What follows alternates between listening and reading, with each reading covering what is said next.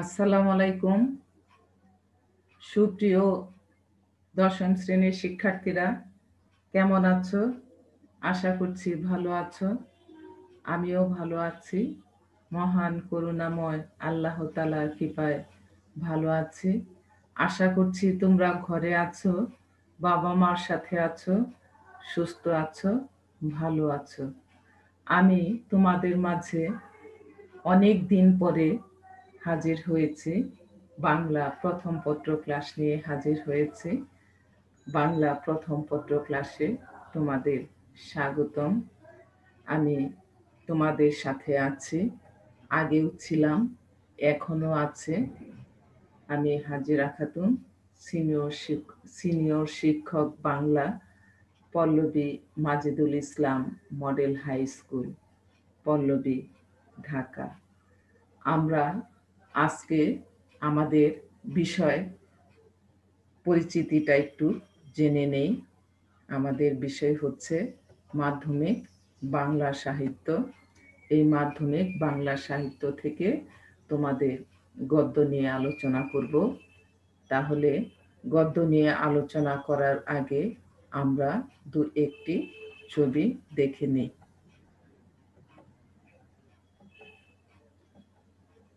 দেখো, আমরা কিসের ছবি দেখতে পাচ্ছি? ফলবান বৃক্ষের ছবি দেখতে পাচ্ছি। ছবির বাম সাইডে যে গাছটা তোমরা দেখতে পাচ্ছ, একটা আম গাছের ছবি। প্রচুর আমের মুকুল ধরে আছে। ডান সাইডে প্রচুর আম ধরে আছে। আমরা এই আম সবাই আমরা খেয়ে থাকি, পছন্দ করে থাকি। আম সবারই একটি প্রিয় ফল। তাহলে এই যে আমের ভিতরে যে শক্ত অংশটা থাকে, এই শক্ত অংশকে কি বলে তোমরা বলতে পারবে? আমরা আরো একটি ছবি প্রদর্শনের মাধ্যমে জেনে যাব এই শক্ত অংশকে কি বলে। এই শক্ত অংশকে বলে আমের আটি। এই আমের আটি দিয়ে গ্রামের ছেলে মেয়েরা খুবই মজা করে থাকে, আনন্দ করে থাকে, বাঁশি বানিয়ে থাকে। তাহলে দেখি কেমন বাঁশি। এই যে দেখো, গ্রামের একটি ছোট্ট মেয়ে এই আমের আটি দিয়ে বাঁশি বানিয়েছে এবং আনন্দ ভরে এই বাঁশি বাজাচ্ছে। তাহলে এটা হচ্ছে আম আটির বাঁশি বা আম আটির ভেপু। এই যে ভেপু, এই যে গ্রামের বাচ্চারা, গ্রামের ছেলেমেয়েরা, ছোট্ট শিশুরা এই যে খুব মজা করছে, বাঁশি বাজাচ্ছে। তাহলে আজকে আমাদের পাঠের বিষয় হচ্ছে আম আটির ভিপু। লিখেছেন বিভূতিভূষণ বন্দ্যোপাধ্যায়। তাহলে এই আম আটির ভিপু গল্পটি আলোচনা করার আগে আমি তোমাদেরকে মূল বক্তব্যটা একটু বলে দিচ্ছি। তোমরা বাসায় বই দেখে আর একটু পড়ে নেবে, মিলিয়ে নেবে। আম আটির ভেপু শীর্ষক গল্পটি বিভূতিভূষণ বন্দ্যোপাধ্যায়ের পথের পাঁচালী উপন্যাস থেকে সংগ্রহ করা হয়েছে। গ্রামীণ জীবনে প্রকৃতি ঘনিষ্ঠ দুই ভাই বোনের আনন্দিত জীবনের আখ্যান নিয়ে গল্পটি রচিত হয়েছে। এই যে দেখো, আমরা ছবিতে দেখতে পাচ্ছি দুই ভাই বোন। এই যে এটা হলো অপু, ছোট ভাইয়ের নাম হচ্ছে অপু, আর বড় বোন হচ্ছে দুর্গা। অপু ও দুর্গা হত দরিদ্র পরিবারের শিশু। এরা খুবই গরিব পরিবারের শিশু, কিন্তু তাদের শৈশবে দারিদ্র্যের সেই কষ্ট প্রধান হয়ে ওঠেনি। অধিকন্ত গ্রামীণ ফল ফলাদি খাওয়ার আনন্দ ও বিচিত্র বিষয় নিয়ে তাদের বিস্ময় ও কৌতূহল গল্পটিকে মানুষের চিরায়ত শৈশবকে যেন স্মরণ করিয়ে দেয়। এই গল্পের সর্বজয়া পল্লীমায়ের শাশ্বত চরিত্র হয়ে উঠেছে। সর্বজয়া হচ্ছে এই যে অপু এবং দুর্গার মা। তাহলে আমরা মূল বক্তব্যটা একটু জেনে নিলাম। আমি এর আগেও তোমাদের এই গল্পটা পড়িয়েছি। এটা খুবই গুরুত্বপূর্ণ একটা গল্প, যার জন্য এটা আবার তোমাদের রিভিশন করাচ্ছি। এখন তো তোমাদের সামনে এসএসসি পরীক্ষা, আমি গুরুত্বপূর্ণ গল্প এবং কবিতাগুলো তোমাদের পড়াবো, তোমরা মনোযোগ সহকারে পড়বে। তাহলে দেখো, শিখন ফল কি হবে, এই আম আটির ভেপু পরে তোমরা কি শিখবে সেটা একটু জেনে নাও। লেখক পরিচিতি সম্পর্কে জানতে পারবে ও বলতে পারবে। আনন্দ ঘন শৈশবের সৌরভ ও প্রকৃতি সম্বন্ধে ধারণা লাভ করতে পারবে। মাতৃস্নেহের শাশ্বত স্বরূপ ব্যাখ্যা করতে পারবে। মানে এই গল্পটা পড়ে তোমরা এই সমস্ত জিনিসগুলো ধারণা লাভ করবে এবং বলতে পারবা। তাহলে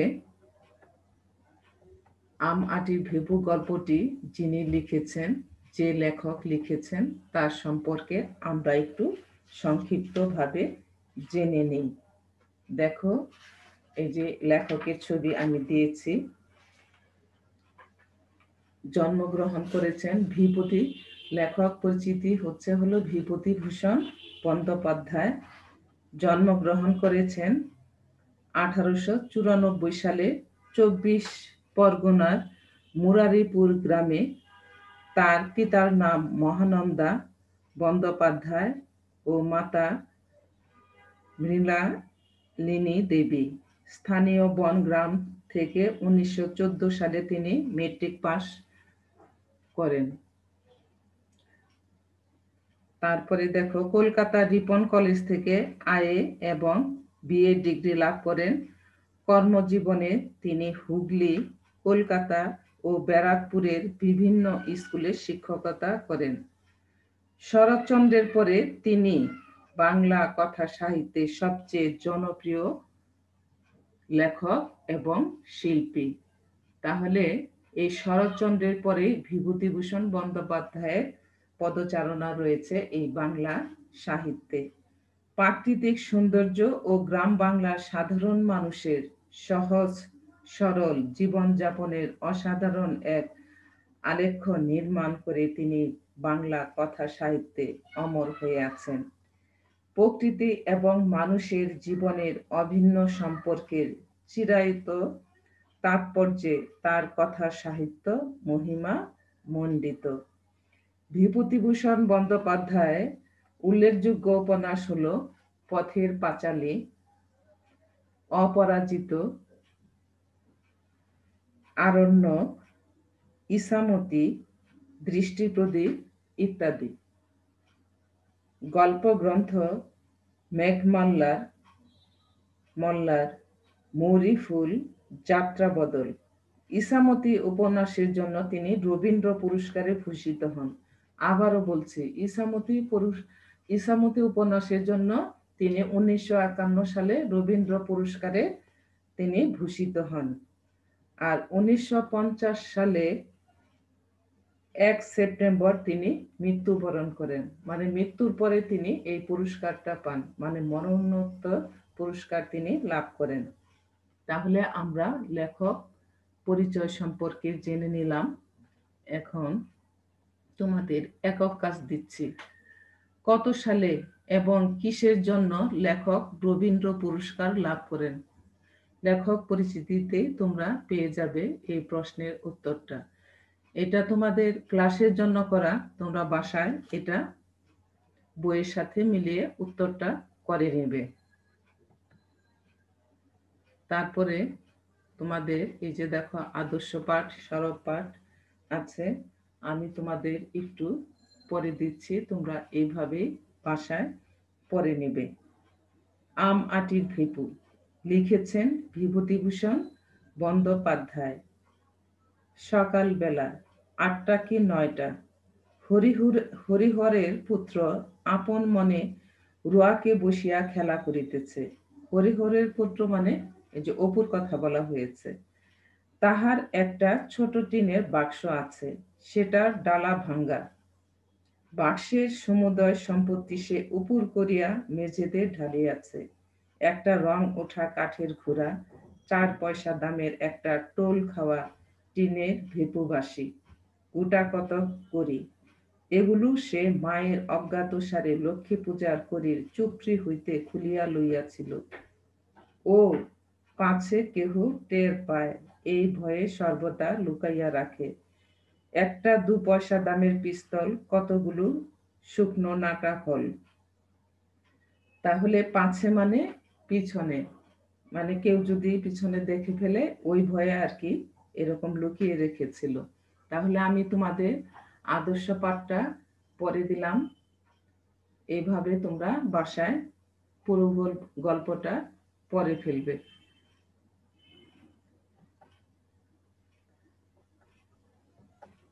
আম আটির ভেপু গল্পটি পরে আমরা যে শব্দগুলো একটু জানবো সেটা একটু দেখে নিই।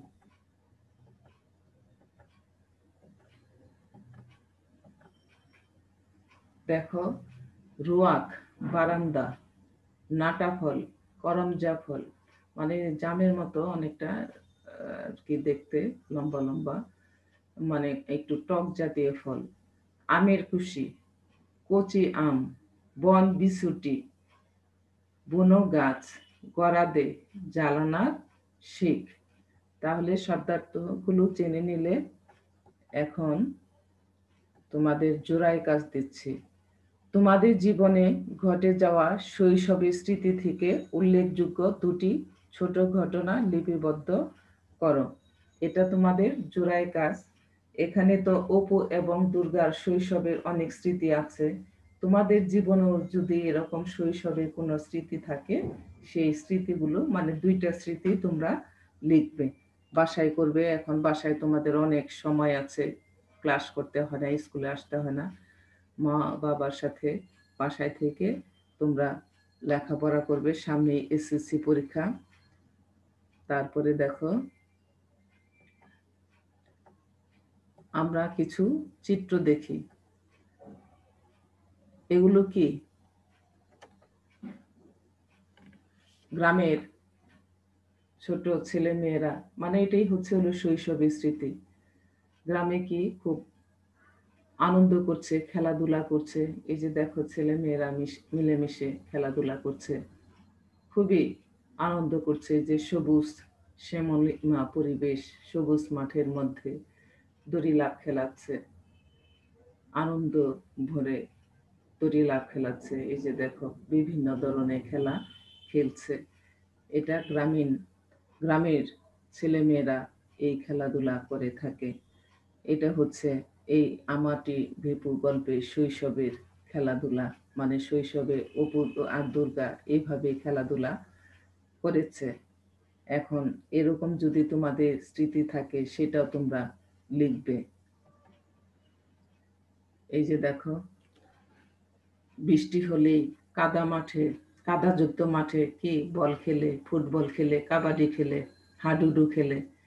হ্যাঁ, এই যে দেখো, নিচে আমরা হতদরিদ্র পরিবারের ছেলেমেয়েরা, গ্রামের ছেলেমেয়েরা কি করছে, এখানে একসাথে মিলেমিশে খাবার খাচ্ছে।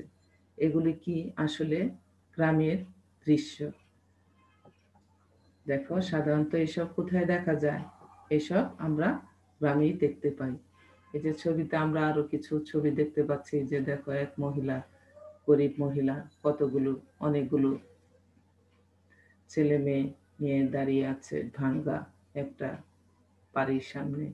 এই যে গ্রামীণ বৃদ্ধ বৃদ্ধ আছে এখানে, পুরুষ মহিলা সবাই মিলে কি আগুন পোহাচ্ছে। শীতের দিনের ছবি যে এটা আমরা দেখতে পাচ্ছি। তারপরে দেখো, এখানে এই যে গ্রামীণ কুঁড়েঘর, এখানে পুরুষ মহিলা সবাই মিলেমিশে কি করছে, আড্ডা দিচ্ছে। হুম, তাহলে গ্রামে এইসব কি আমরা গ্রামেই দেখতে পাই। গ্রামের এই সমস্ত দৃশ্য আমরা দেখতে পাই। এখন তোমাদের দলীয় কাজ দিচ্ছি। মা শব্দটি দিয়ে যে কোনো 10টি বাক্য লিখবে। এটা তোমাদের দলীয় কাজ। বাসায় করে নিও। তারপরে এই গল্পটি পড়ে, আম আঁটি ভেপু গল্পটি পড়ে কি শিখলে সেটা একটু তোমাদের যাচাই করে নিচ্ছি। চুপড়ি শব্দের অর্থ কি? বিভূতিভূষণ বন্দ্যোপাধ্যায় কোন গ্রামে জন্মগ্রহণ করেন? দুর্গার মায়ের নাম কি? এগুলো সবগুলোই কিন্তু তোমাদের পড়িয়েছি, তোমরা উত্তরটা খুব সহজেই করতে পারবে। দেখো তোমাদের বাড়ির কাজ দিয়ে দিচ্ছি। শুভা বই পড়া।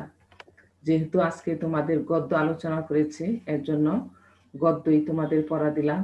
এরপরে যে ক্লাস হবে সেই ক্লাসে তোমাদের কবিতা নিয়ে পড়াবো, কবিতা নিয়ে হাজির হব। সেদিন তোমাদের বাড়ির কাজ কবিতায় দিয়ে দিব। এই শুভা এবং বই পড়া প্রবন্ধটি তোমরা খুব সুন্দর করে বাসায় পড়ে ফেলবে, রিডিং পড়ে ফেলবে, শব্দার্থগুলো পড়ে ফেলবে, মূল ভাব, লেখক পরিচিতি, হ্যাঁ, এগুলি সুন্দর করে পড়ে ফেলবে। তাহলে আজকে এই পর্যন্তই, আবারও দেখা হবে তোমাদের সাথে আগামী ক্লাসে।